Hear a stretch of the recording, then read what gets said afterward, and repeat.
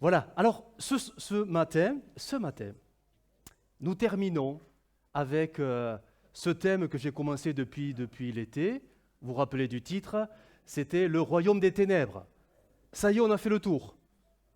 La lumière est faite sur les ténèbres. Voilà, on ne peut pas aller plus loin que ce que j'ai pu apporter parce que la Bible ne va pas plus loin que ce que je vous ai apporté. Tout le reste, ce que vous pouvez entendre, et c'est affolant, quand on va sur Internet et qu'on commence à taper les mots démons, enfer, Bible, ça va dans des trucs. Éteignez, parce qu'on n'est plus dans la Bible. On n'est plus dans la Bible. La Bible donne un aperçu, mais ne dit pas tout. Ça ne sert à rien d'aller au-delà et après d'inventer des choses qui n'existent même pas. Parce que ça peut créer, et ça le fait déjà, peut-être pas chez vous, parce que vous êtes bien. Mais oui, vous êtes bien. Mais ça, amen. Mais ça peut créer une forme de superstition. Une superstition chrétienne, biblique, mais qui n'a aucun sens doctrinal, aucune racine. Et des fois, les chrétiens sont imprégnés de cette superstition. Alors avec ces choses-là, faut pas trop. Et on part après dans des choses bizarres.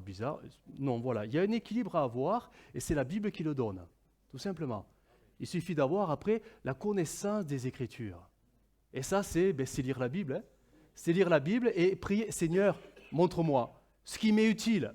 Montre-moi ce que je dois savoir. Montre-moi ce que tu veux me dire, tout simplement. Et là, le Seigneur, il ne manquera pas, par le Saint-Esprit, de vous éclairer. Alors, ce matin, nous abordons la fin de cette trilogie, de cette trinité diabolique. Voilà. Alors, la trinité diabolique. Et nous voyons ce matin la dernière partie, le dernier personnage, et la Bible en parle très peu. Mais vraiment très peu. Et chose étonnante, ça ressort que dans un livre, l'Apocalypse. Étonnante parce que le grand dragon, le diable, il est partout. De la Genèse à l'Apocalypse, il est là. L'Antichrist, il est aussi là, il apparaît au moins dans 6 livres. 6 livres dans la Bible, autant dans l'Ancien que dans le Nouveau Testament. Donc sa présence, elle est quand même bien présente.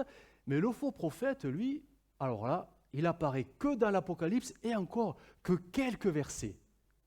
Et pourtant, il a un rôle tellement important parce que c'est lui qui va donner, en fait, mettre en avant l'Antichrist. Sans lui, sans le faux prophète, l'Antichrist n'aura pas la position qu'il devra avoir. Donc c'est un personnage quand même assez étonnant, pour ne pas dire mystérieux. Alors on va essayer de voir ça ensemble. Donc le faux prophète, et la Bible, l'Apocalypse l'appelle par cette appellation un peu bizarre, la bête qui monte de la terre. Eh oui, parce que nous vient une autre bête qui vient d'un autre lieu, c'est la bête qui monte de la mer. Alors là, et c'est les lieux qui changent. On va voir ça un peu, on va essayer de rentrer dans le détail des Écritures.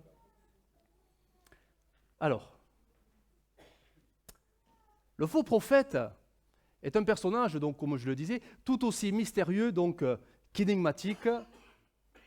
Il n'apparaît qu'au chapitre 13 de l'Apocalypse et seulement 7 versets lui sont attribués pour décrire, pas qui il est, mais ce qu'il va faire. Chose qui est complètement différente avec le grand dragon, le diable et l'antichrist, qui eux sont décrits dans ce qu'ils sont et dans ce qu'ils font. Lui, c'est que sa mission qui sera décrite et encore très, très courtement. Voilà une image. Hein. Apocalypse 13. Puis je vis monter de la terre une autre bête qui avait 2 cornes semblables à celles d'un agneau et qui parlait comme un dragon. Elle exerçait toute l'autorité de la première bête en sa présence et elle obligeait la terre et ses habitants à adorer la première bête dont la blessure mortelle avait été guérie. On va revenir sur tout cela. Elle opérait de grands prodiges jusqu'à faire descendre du feu du ciel sur la terre à la vue des hommes. Et elle séduisait les habitants de la terre par les prodiges qui lui étaient donnés d'opérer en présence de la bête, disant aux habitants de la terre de faire une image de la bête qui avait été blessée par l'épée et qui vivait, qui revivait, qui était ressuscitée. On va y revenir. Hein. Il lui fut donné d'animer l'image de la bête afin que l'image de la bête parle et qu'elle fasse que tous ceux qui n'adoraient pas l'image de la bête soient tués Et elle fit que tous, petits et grands, riches et pauvres, libres et esclaves, reçoivent une marque sur leur main, droite ou sur leur front, et que personne ne puisse acheter ni vendre sans avoir la marque, le nom de la bête ou le nombre de son nom. Donc, on sent que vraiment que ce personnage, il a un rôle très particulier. Voilà. Tout va venir de lui. On dirait presque que l'Antichrist, c'est la marionnette qui est, on va dire, en première ligne, mais derrière, c'est le faux prophète. Et derrière le faux prophète, c'est le grand dragon. Alors, on va essayer de voir qui est-il. Qu'est-ce que la Bible en dit? Qui est-il? En fait, on ne sait rien, mais on n'a que des symboles. Vous savez que l'Apocalypse est un livre très symbolique. Les symboles, pour le décrire, le présentent comme un homme, alors là, avec toute la prudence et les possibilités, voilà, probablement issu d'Israël. Pourquoi? Parce que la symbolique, elle est assez évidente dans l'Écriture. La mer, la bête qui monte de la mer, parlera toujours des nations. Les nations qui s'agitent, d'où les vagues, etc. C'est les nations, c'est l'humanité, les nations. Mais la terre, en opposition à la mer, forcément, c'est Israël. Ça, ce sont des symboles très présents dans l'Ancien Testament et qui réapparaissent dans l'Apocalypse. Donc, il est probable que, autant l'Antichrist sera un homme issu des nations, autant le faux prophète serait issu d'Israël même. Bon. On est toujours dans le symbolique. Comme un agneau avec 2 cornes sur la tête.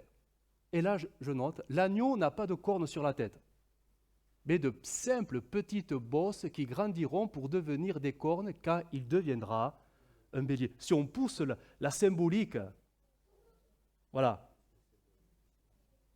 un agneau n'a pas de cornes. Je ne suis pas un spécialiste de la ferme. Un agneau n'a pas de cornes. Lui, il en a. Le faux prophète, alors, se manifestera, et c'est là qu'il y a cette forme d'imitation du diable. Il imite, c'est le singe de Dieu. Il imite. On n'oublie pas qu'il y a l'agneau, il y a le vrai, l'agneau, immolé, l'agneau. Et il y a le faux, le faux. Le faux prophète se manifestera en toute douceur, d'où l'image de l'agneau, avec des paroles persuasives qui susciteront, oui, forcément, sympathie et bonne volonté des auditeurs. C'est un agneau. Un agneau, c'est l'image de la douceur, l'agneau.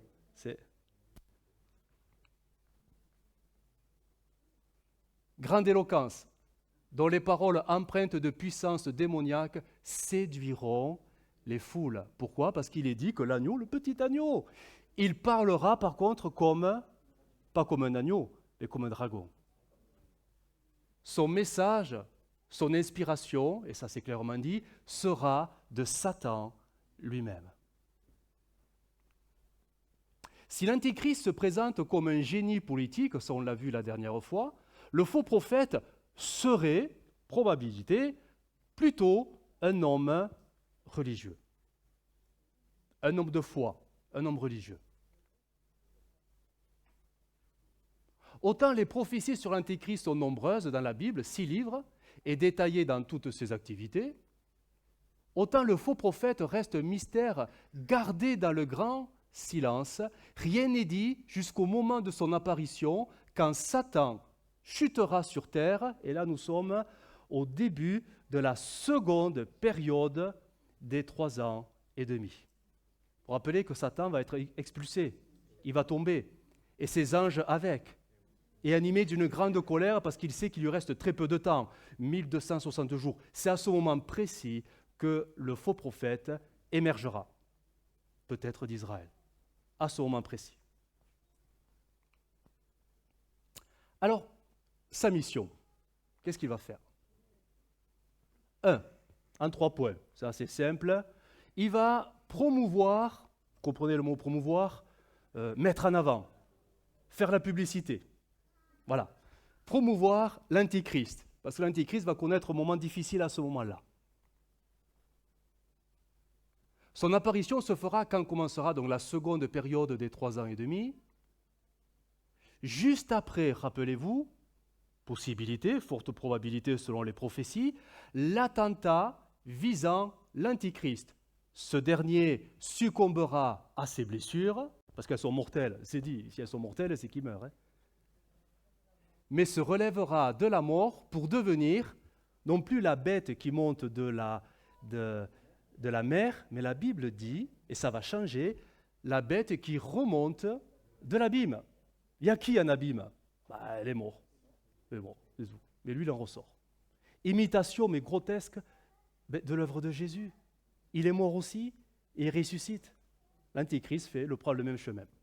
Pareil. Apocalypse 17. Je te dirai le mystère de la bête qui la porte, qui a les 7 têtes et les 10 cornes. La bête que tu as vue était, et elle n'est plus, elle doit monter, d'autres versions disent remonter, de l'abîme, et aller à la perdition. Et les habitants de la terre s'étonneront en voyant, ou plutôt en revoyant, la bête, parce qu'elle était, et qu'elle n'est plus, et qu'elle réapparaîtra. Voilà, tout ça, ça veut dire qu'elle va ressusciter. Voilà.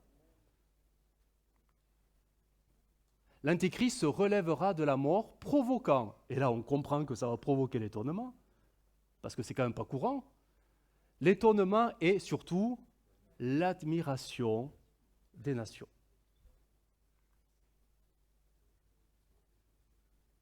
Apocalypse 13, elle exerçait toute l'autorité de la première bête en sa présence, et elle obligeait la terre et ses habitants à adorer la première bête dont la blessure mortelle avait été guérie.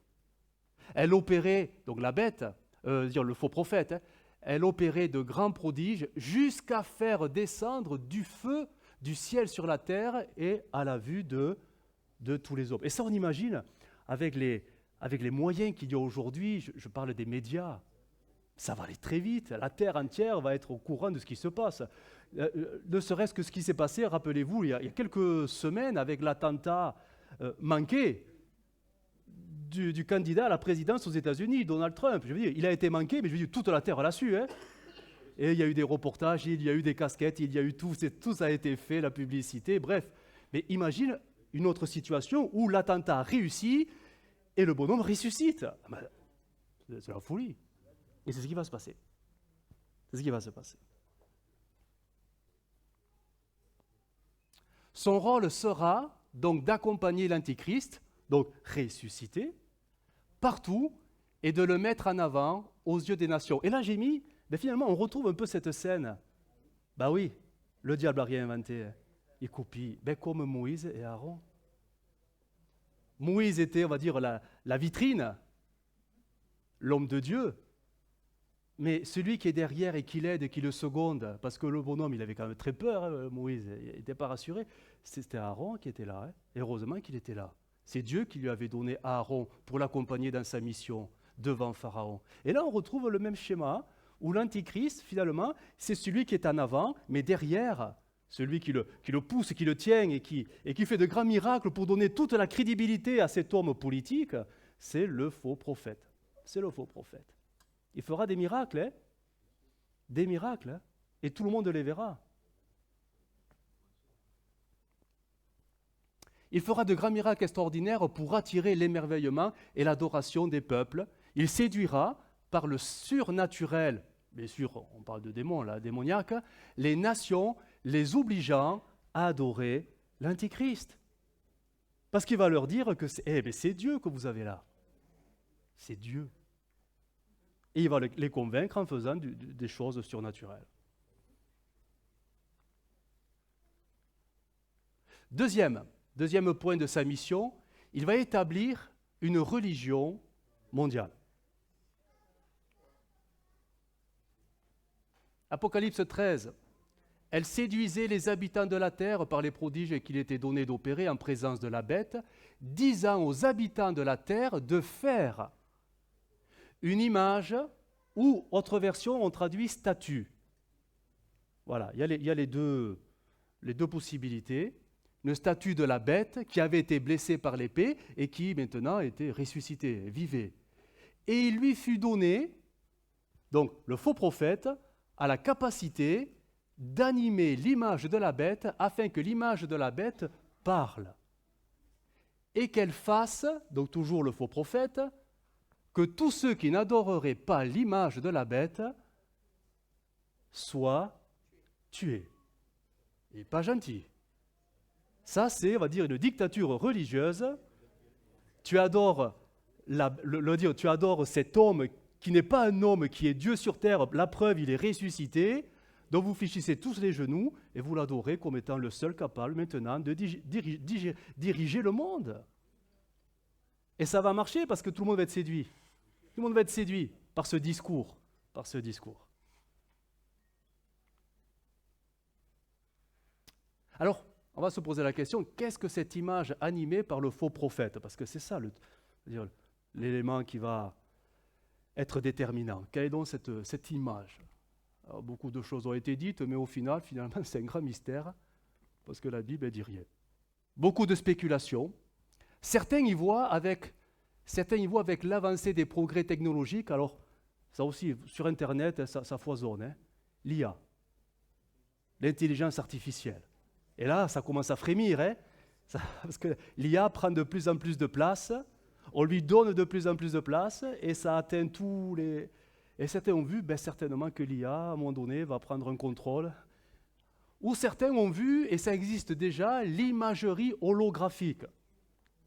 Ouais, c'est ce qu'on voit parfois dans les films de science-fiction. Vous savez, il faut même des concerts avec ces choses-là maintenant, avec des chanteurs qui sont morts, mais on les recrée et il faut le concert et tout le monde applaudit, alléluia. Bon, pas alléluia, mais voilà, c'est merveilleux. Voilà. Et oui, il y a eu des meetings politiques faits avec cette technologie, bien sûr. Vas-y. C'est que même le créateur lui-même de l'IA a dit maintenant, c'est aller trop loin. Ça prend de l'ampleur. Ça prend de l'ampleur et ça peut faire peur. Alors, certains ont vu que l'IA, cette technologie, pourrait être cette image qui va être animée et qui va parler. Certains ont vu ça. Alors, moi je mets un bémol, pourquoi pas, mais le texte dit bien que c'est par la puissance surnaturelle. C'est par la puissance surnaturelle du faux prophète que l'image s'animera et parlera. Et là, on n'est plus dans l'informatique, les progrès technologiques, on est dans du miraculeux. Alors, c'est possible, mais la Bible précise bien qu'elle sera animée par une puissance surnaturelle. Ce n'est pas des logarithmes, des trucs bizarres informatiques, c'est vraiment la puissance de Satan qui fait que ça s'anime. Alors, on verra, ils verront, je ne sais pas. Apocalypse 13, il lui fut même permis, voilà comment c'est écrit dans la parole vivante, le faux prophète, il lui fut permis d'infuser, vous voyez là, c'est rien à voir avec de l'informatique, un esprit de vie à la statue de la bête, si bien qu'elle put parler comme une personne vivante. C'est comme ça que ça va un peu plus loin que...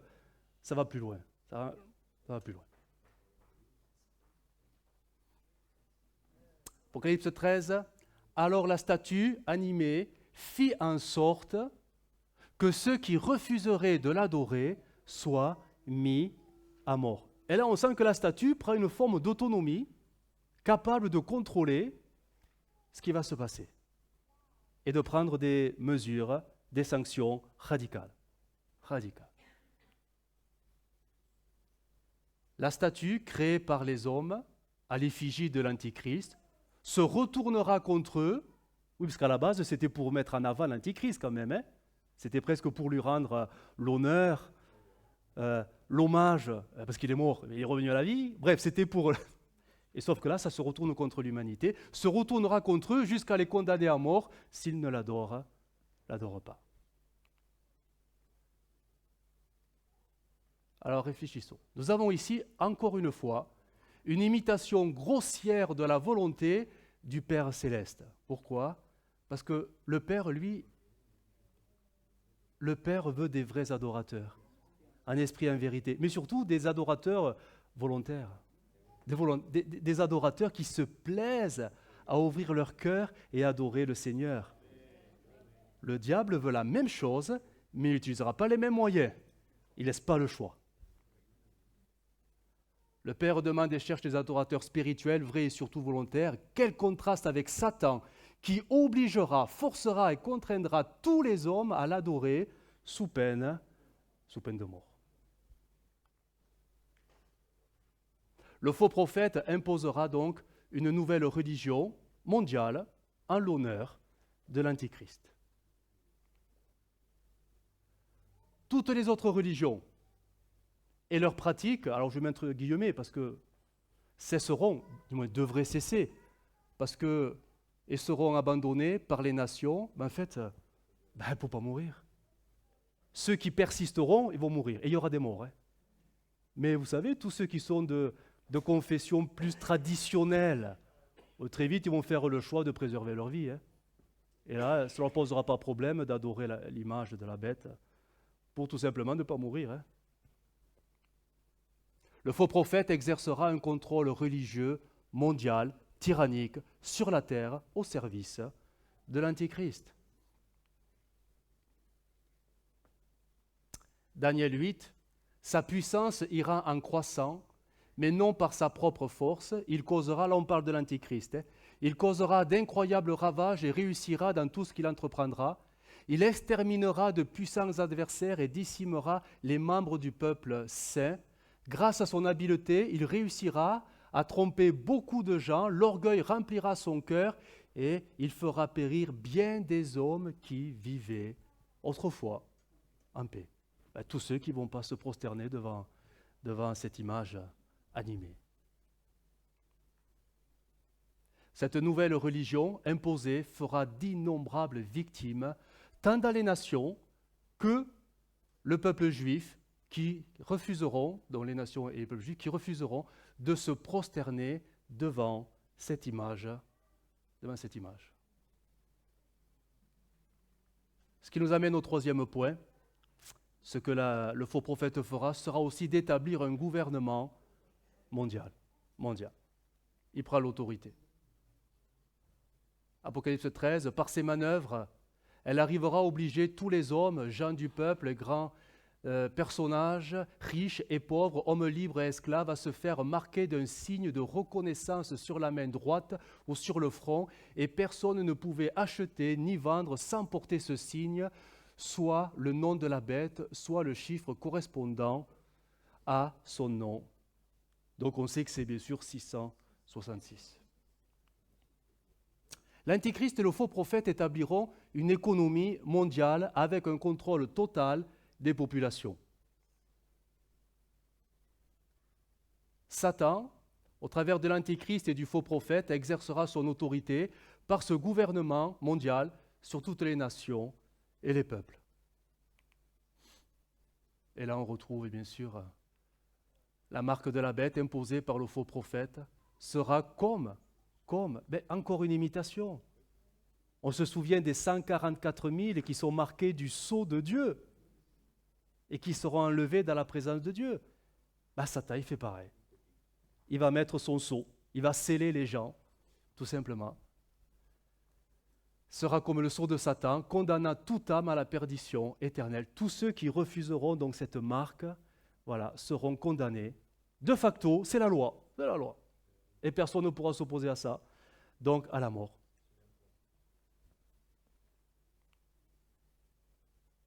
Apocalypse 14, si quelqu'un adore la bête et son image et reçoit une marque sur son front ou sur sa main, il boira lui aussi du vin de la fureur de Dieu, versé sans mélange dans la coupe de sa colère. Il sera tourmenté dans le feu et le soufre devant les saints anges et devant l'agneau. Et la fumée de leur tourment monte au siècle des siècles, et ils n'ont de repos ni jour ni nuit, ceux qui adorent la bête et son image, et quiconque reçoit la marque de son nom. Et là, c'est Dieu qui parle. C'est le jugement de Dieu qui est annoncé sur tous ceux qui vont céder à la pression de ce gouvernement, à la pression de cette religion, à la pression finalement du faux prophète qui est en train tout simplement d'établir et de poser l'autorité de l'Antichrist. Donc les gens auront le choix, mais un choix, particulier quand même. Alors réfléchissons. De prime abord, on a vraiment l'impression que Dieu est quand même un peu cruel en laissant se produire tous ces événements terribles. Que le châtiment des hommes est presque injuste vu qu'ils n'auront, alors pas le choix, pas tout à fait le choix, quoi. Tu veux vivre, il faut que tu sois marqué. En fait, tu n'as pas le choix, quoi. S'ils ne veulent pas mourir entre les mains de l'Antichrist. Alors, c'est vrai que, vu comme ça, en fait, Dieu nous dit qu'en fait, on n'aura pas trop le choix. Ceux qui veulent vraiment vivre n'auront pas trop le choix, ils devront accepter. Et ça pourrait paraître, oh mais Dieu, Seigneur, toi qui es amour, toi qui aurais pu faire que les choses soient différentes. Sauf que, si on est là, si on en est là, c'est que sa patience et son amour ont été épuisés. Eh oui.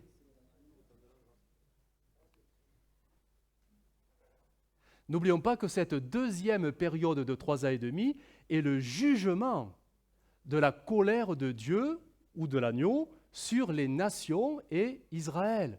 Le temps de sa patience et de sa grâce est achevé. Eh oui. Mais, il y a un bon mais. Dieu prouve malgré tout encore son amour envers les hommes en leur donnant, c'est vraiment la petite sortie de secours, hein, mais elle existe, en leur donnant une occasion d'être sauvés, mais au péril de leur vie. Il est bien dit que tous ceux qui n'adoreront pas vont mourir, mais ils iront au ciel. Parce qu'ils n'accepteront pas à cause de leur foi. Eh oui, c'est ça qui est intéressant. S'ils n'acceptent pas, ce n'est pas parce qu'il est contre le gouvernement. Hein. Non, parce qu'ils ont des convictions différentes et ne veulent pas se prosterner devant cette statue bizarre-là. Ils ont la foi en Dieu. Et ils ne veulent pas, mais leur foi les mènera au péril de leur vie. C'est étonnant parce qu'aujourd'hui, dans les églises, se côtoient la foi sincère et authentique et la foi religieuse, traditionnelle. Et les deux se mélangent. Hein.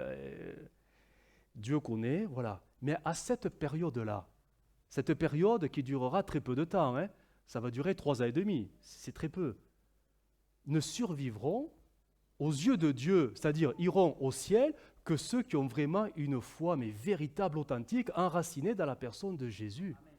Les autres, ben, ils vont succomber à la pression, hein. Ils vont succomber à la pression et adorer tout simplement cette statue. On retrouve le même schéma, la même histoire du temps de Daniel.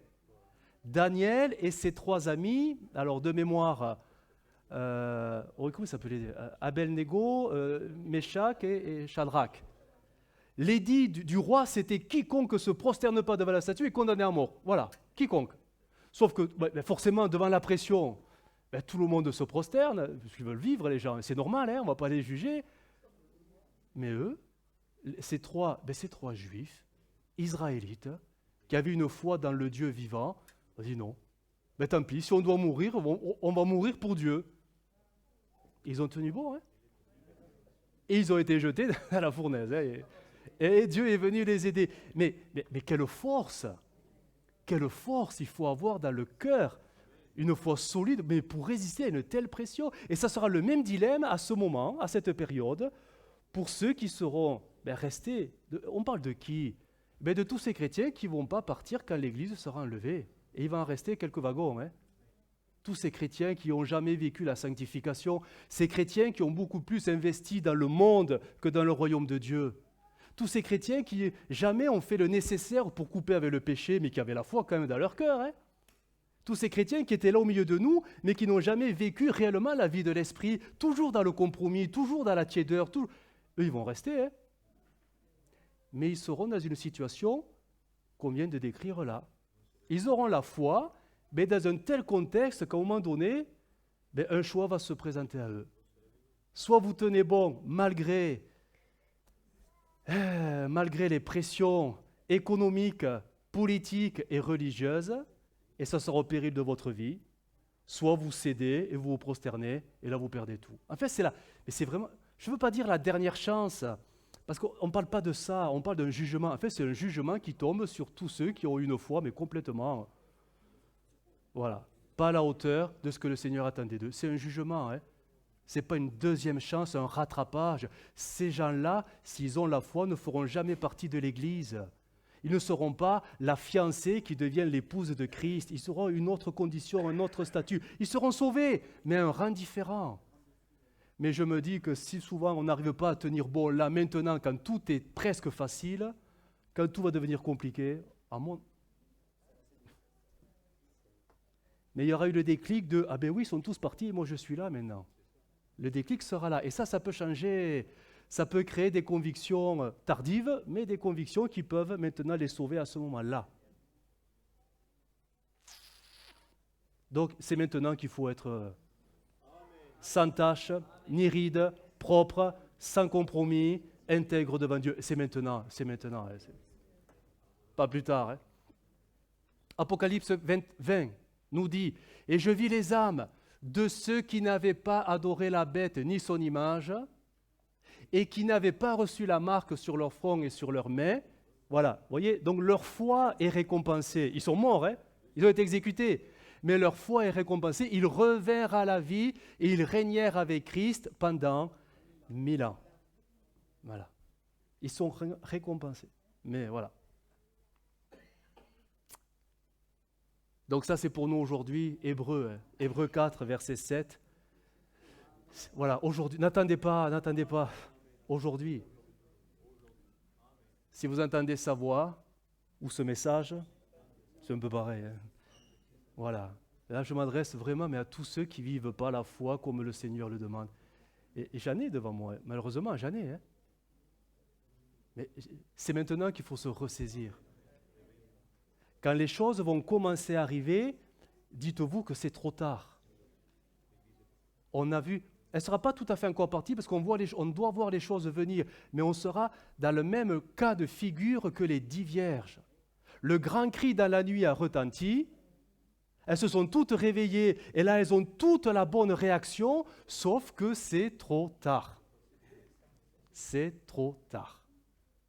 Quand les choses arriveront, sur la scène politique, ça sera trop tard. Parce que l'enlèvement de l'Église sera pour l'Église sanctifiée. Tu ne peux pas te sanctifier là en une prière. C'est une vie de sanctification qui fait que tu es un sanctifié. Vous comprenez ça? C'est ta vie de sanctification qui fait que le salut devient ton billet de départ pour la gloire. Donc ce n'est pas ta foi qui te sauve, c'est ta sanctification. Sans la sanctification, même si tu y crois, c'est la sanctification. Et ça ne s'improvise pas à une prière après une prédication, c'est une manière de vivre au quotidien avec le Seigneur. Comprenez ça? Il faut vraiment le comprendre. Hein? Que de temps perdu, mais il faut arrêter de perdre du temps. On joue avec le temps. Hein? Ça va aller très vite. Vous avez vu ce qui se passe, hein? Ça va très vite en ce moment, hein? Très vite, hein? Il est plus facile, évidemment, d'être sauvé aujourd'hui que demain, quand les temps de la colère de l'agneau s'accomplira. Bien sûr. Aujourd'hui, la terre entière est sous le temps de la grâce, encore, manifestée par l'action du Saint-Esprit. Voilà. Tant que les portes ne sont pas fermées, tout est grâce. Mais demain, et ça peut être demain, ça peut être vraiment demain. Hein? La terre entière, oui, sera livrée par Dieu au pouvoir de Satan pour un temps fixé. Et là, il n'y a plus de grâce. Ça sera pour 7 ans, 2 fois 3 ans et demi. Mais le pouvoir, c'est le diable qui l'aura.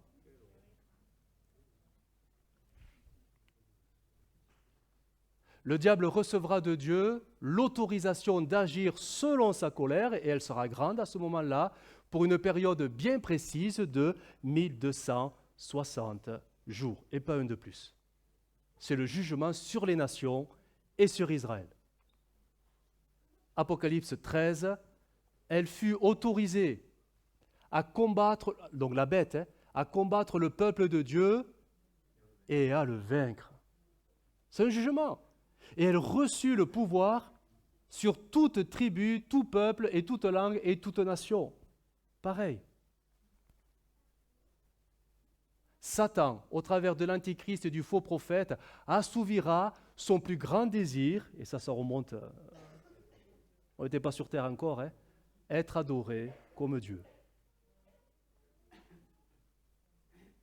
La Trinité satanique régnera sur les hommes. Ce sera un temps terrible pour la terre. Ce sera particulièrement pour Israël un temps de persécution, d'une violence et cruauté sans précédent dans son histoire. Et on se souvient des paroles de Jésus. À ce moment-là, la détresse sera plus terrible que tout ce qu'on a connu depuis que Dieu a créé le monde, et jamais plus on ne verra pareille souffrance. Vraiment, si le Seigneur n'avait pas fixé une limite, 1260 jours, pas plus, et ne les avait pas abrégés, personne n'en réchapperait, mais il abrégera ce temps de calamité par amour pour ceux qu'il a choisis. On parle d'Israël à ce moment précis. Bien sûr, il y a les grenouilles. Ces trois esprits impurs sortiront directement de la Trinité satanique pour accomplir une mission très spéciale. Ça, on l'a vu la dernière fois.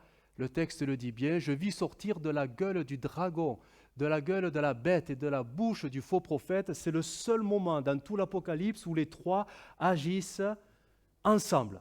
Ils unissent leurs forces là, à ce moment. C'est le seul. Donc ça va être violent. Trois esprits impurs semblables à des grenouilles, car ce sont des esprits de démons qui font des prodiges et qui vont vers les rois de toute la terre afin de les rassembler pour le combat du grand jour de Dieu Tout-Puissant. Ils les rassemblèrent dans le lieu appelé en hébreu Armageddon.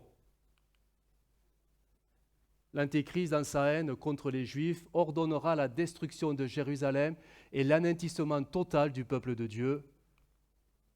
À la tête des armées des nations, il ordonnera l'invasion de Jérusalem. Et là, c'est la bataille que la Bible décrit d'Armageddon. Cette seconde période de 3 ans et demi s'achèvera par ce dernier conflit qui marquera la défaite totale de la Trinité satanique. C'est-à-dire que c'est le retour de Christ sur le mont des Oliviers pour délivrer Israël. Alors paraîtra l'impie, ça c'est l'Antichrist, que le Seigneur Jésus détruira par le souffle de sa bouche et qu'il écrasera par l'éclat de son avènement. De son retour, c'est ça en fait. L'Antichrist et le faux prophète seront jetés vivants dans les temps de feu. Direct, un aller direct. Apocalypse 19, « Et la bête qui fut prise, et avec elle le faux prophète qui avait fait devant elle les prodiges par lesquels il avait séduit tout ce qui avait pris la marque de la bête et adoré son image, ils furent tous les deux jetés vivants dans les temps ardents de feu et de soufre. » En fait, c'est les premiers à y aller. C'est les premiers. Satan, le grand dragon, lui connaîtra un sort particulier. Un ange va venir un peu le calmer. Apocalypse 20, « Je vis descendre du ciel un ange qui avait la clé de l'abîme et une grande chaîne dans sa main. Il saisit le dragon, le serpent ancien, qui est le diable et Satan. Il le lia pour 1000 ans. Il le jeta dans l'abîme. » C'est pas les temps de feu, là. C'est un autre lieu. C'est à part. « Ferma et scella l'entrée au-dessus de lui, afin qu'il ne séduise plus les nations, jusqu'à ce que les 1000 ans soient accomplis. » Donc le millénium. Après cela, il faut qu'il soit délié pour encore un peu de temps. Voilà, on arrive à la conclusion. Que dire? La Trinité diabolique, nous le savons. Heureusement qu'on le sait. Vous savez que le but de l'Apocalypse, du moins l'intention du Saint-Esprit en l'inspirant, était de donner ce sentiment de victoire au peuple de Dieu alors qu'il vivait des temps difficiles. Rappelez-vous, on n'y était pas, mais on était sous la domination romaine. La persécution est venue très, très, très, très vite. Et le Saint-Esprit a soufflé ces textes et ces récits pour donner cette assurance que quoi qu'il arrive sur la terre, au final, on est les gagnants. Dieu gagnera. Mais en attendant, il va falloir tenir bon. Il va falloir supporter, endurer. Donc tous ces moments difficiles qu'on peut connaître aujourd'hui, mais tous ces moments critiques qui arriveront plus tard également, c'est quand même une assurance qu'ils sont déjà vaincus. Même s'ils feront beaucoup de dégâts, ils sont quand même à la fin vaincus. La question que l'on pourrait se poser, et nous, aujourd'hui, ou peut-être plus tard les autres, est-ce que nous on va vaincre? Est-ce qu'on sera aussi des vainqueurs? À celui qui vaincra, je donnerai. Vous voyez, toute la question est là. C'est pas Seigneur, qu'est-ce que tu vas faire? Non, tu as la victoire déjà. C'est qu'est-ce que vous allez faire avant que cela se manifeste? Comment vous allez vivre, en fait. Alors bien sûr que Christ est vainqueur, mais est-ce que le chrétien est vainqueur, là, maintenant, aujourd'hui? Si tu es en Christ, normalement, tu as quand même une part de la victoire du Seigneur en toi. Normalement.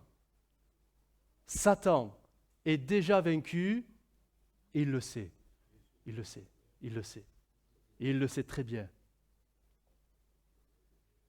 Le Dieu de paix écrasera bientôt. Bientôt. On parle des choses qui sont à venir. Satan sous vos pieds. Pas sous les pieds de Jésus, hein. Les vôtres.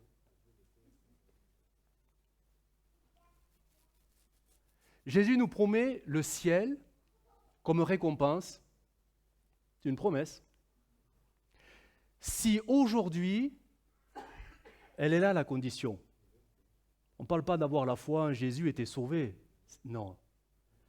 Si tu vis la foi, si tu triomphes dans la foi, et si ta foi porte des fruits de vainqueur.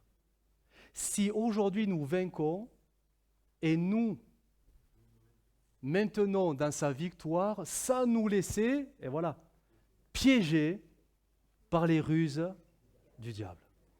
Parce que autant le diable sait qu'il est perdu, autant il sait que si notre foi est solide, il ne peut rien contre nous. C'est pour ça qu'il fera tout pour vous décourager. Il fera tout pour vous faire douter. Et ça marche, hein? Combien de chrétiens ne sont pas dans la victoire, mais sont dans des défaites? Et alors, être dans la défaite, ça peut arriver, mais là où ça devient un péché, c'est de s'installer dans la défaite.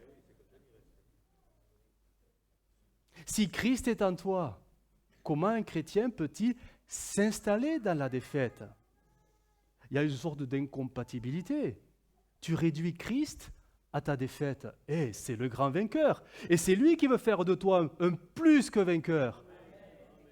Donc ça montre bien que si la vie de l'esprit ne nous anime pas, on ne peut pas être des plus que vainqueurs. Mais si c'est ton âme, c'est-à-dire ton côté humain, ta faiblesse humaine, tout simplement, qui conduit ta vie chrétienne, et t'es en bas, hein, parce que toutes nos émotions sont là pour nous mettre à terre, hein. Tristesse, découragement, frustration, déception, et j'en passe. Et quand on s'écoute, on se dit, mais ça sert à quoi finalement, hein? Et en plus, Dieu ne m'aide pas. Et mes prières ne sont jamais exaucées. Et en plus, à l'église, on ne m'aime pas. Et en plus, Dieu, j'ai l'impression qu'il ne m'aime pas du tout. Vous voyez, quand on s'écoute. Et le diable qui te dit, eh bien ouais, t'as tout compris, mais ne va plus à l'église, hein? Voilà. Alors que quand on comprend que Christ fait de nous des plus que vainqueurs, ça change la donne. Ça change notre manière de vivre le salut. Et nous rentrons dans la promesse. C'est tout. Apocalypse 2. Que celui qui a des oreilles entende ce que l'Esprit dit aux églises, à celui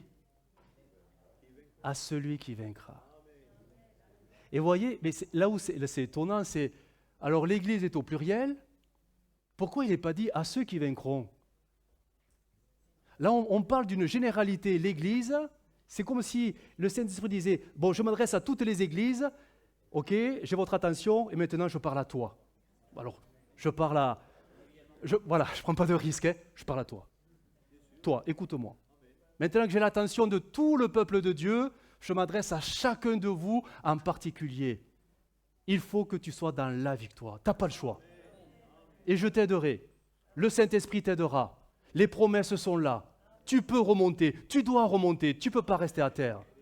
Tu n'es pas appelé à être un enfant de Dieu à terre, mais être élevé. Parce que Christ t'a donné cette position. Un enfant de Dieu élevé. Spirituellement, on parle. Ça ne veut pas dire que tu auras toujours des jours heureux. Non, tu auras des jours malheureux. Mais dans le jour malheureux, spirituellement, tu es en haut. Tu es en haut parce que tu as compris que c'est nécessaire aussi pour que ça te façonne un peu plus. Et c'est une joie. Parce qu'il faut que l'épreuve produise son travail sur nous. C'est nécessaire. Donc à celui qui vaincra, et c'est qu'un exemple parce que 7 fois ce verset, cette condition apparaît à celui qui vaincra, 7 fois, je donnerai à manger de l'arbre de vie qui est dans le paradis de Dieu. Mais il est aussi dit d'Apocalypse 20, mais quiconque ne fut pas trouvé écrit dans le livre de vie fut jeté dans les temps de feu. C'est-à-dire au milieu de la Trinité diabolique et de tous ses démons. En fait, ils vous attendent. Je ne sais pas comment ça va se passer là-dedans, mais tout le monde va souffrir. Donc, voilà pourquoi il faut vraiment tenir bon. Et on le peut. Dernière. J'ai trouvé cette image très parlante. Vous voyez, vous reconnaissez les personnages? Jésus. Voilà. Mais il n'y a pas que Jésus. Il y a le diable. Le diable, il n'est pas comme ça on l'a vu. Ce n'est pas un personnage tout rouge avec des ailes. C'est un ange très lumineux qui nous oublierait s'il était là. Si le diable est soumis à Christ, et ça c'est une vérité, mais voilà, que ça plaise au diable ou pas, on s'en fiche, il est soumis à Christ. C'est Christ le grand vainqueur, le chef, il fait ce qu'il veut. Alors, réflexion, si le diable est soumis à Christ, donc, je me rappelle cette vérité des Écritures, Christ est en nous, Christ est en toi, Christ est en moi, ça c'est un fait. Et que tu le ressentes ou pas, c'est une vérité spirituelle. C'est une vérité spirituelle. Donc, si Christ est en toi, tu as donc avec toi ceci. Je vous ai donné l'autorité, l'onction, si vous préférez, la puissance, pour marcher sur les serpents et les scorpions et sur toute la puissance de l'ennemi, et rien ne pourra vous faire du mal. Ça ne veut pas dire que le diable ne peut pas vous toucher. Si, vous prendrez des coups. Mais il ne peut pas vous porter des coups qui vous terrasseront au point que vous perdrez la foi. Et c'est ça qu'il faut se rappeler. Christ est en toi. Christ est en toi. Il est ta force. Il est ta force. Quand le diable s'en prend à toi, c'est parce qu'à un moment donné, le Seigneur lui a dit « Ok, je te le livre, mais fais attention, tu as des limites. » Et toi, quand tu vois que le diable s'en prend à toi au travers des circonstances, tu as en toi la ressource ou le bouclier de la foi pour simplement s'opposer. Oppose-toi à Satan et il s'enfuira loin de toi. Tout se joue là-dedans dans le cœur. Tout se joue dans le cœur. Et ça, c'est des vérités qu'on oublie parfois, mais c'est pourtant une réalité qui concerne tout enfant de Dieu qui a reçu Christ en lui. Voilà. La seule chose qui fait que tu peux être vulnérable devant l'ennemi, c'est si Christ n'est plus en toi. Et s'il n'est plus en toi, c'est que le péché a pris la place de Christ. Donc pose-toi les bonnes questions. Est-ce que tu vis pleinement Christ ou est-ce que tu es dans le compromis avec le péché? Voilà. Tout est dans la remise en question et elle doit être sérieuse, vraiment sérieuse, et surtout authentique devant le Seigneur. Et on en arrive à, bien sûr, notre fin, parce que la croix sera toujours notre plus grande victoire. Notre Dieu, nous te bénissons. Merci pour ta parole qui nous éclaire sur toutes ces choses un peu ténébreuses, mais tu nous as donné une lumière suffisante pour comprendre que nous sommes vainqueurs dès à présent. Seigneur, je prie pour chacun ici présent, afin que, Seigneur, la foi que tu as pu mettre dans leur cœur et dans leur vie, Seigneur, ne succombe pas à cause des mauvais jours, mais porte un fruit toujours plus à ta gloire. Parce que tu es à nous, tu vis à nous, et tu as fait de nous des plus que vainqueurs. Seigneur, l'ennemi n'a pas de prise à nous. Il ne peut que rugir autour de nous. Il ne peut qu'essayer de nous décocher des flèches, mais le bouclier de la foi nous protège. Alors Seigneur, merci parce que tu as pourvu à tout, pour que nous soyons en victoire et en protection, parce que tout nous vient de toi. Seigneur, aide-nous à nous cacher en toi, aide-nous à nous blottir en toi, aide-nous à serrer tes promesses pour ne pas les oublier quand viendra les pressions des circonstances et des difficultés. Seigneur, merci parce que nous voulons repasser dans nos cœurs que tu es le grand vainqueur, que l'ennemi est déjà perdu, a déjà perdu, et que nous sommes plus que vainqueurs, parce que la victoire éternelle, céleste, le paradis nous est déjà préparé. Merci pour le don du Saint-Esprit qui nous équipe pour ce combat. Jour après jour, nous marchons de victoire en victoire, en vainqueur, de progrès en progrès, en ton nom. Oui, que ton nom soit béni, Jésus. Merci, Seigneur, de nous donner de vivre pleinement cette dimension de la vie de l'Esprit. Pour la gloire de ton nom. Amen. Amen. Ton nom est plus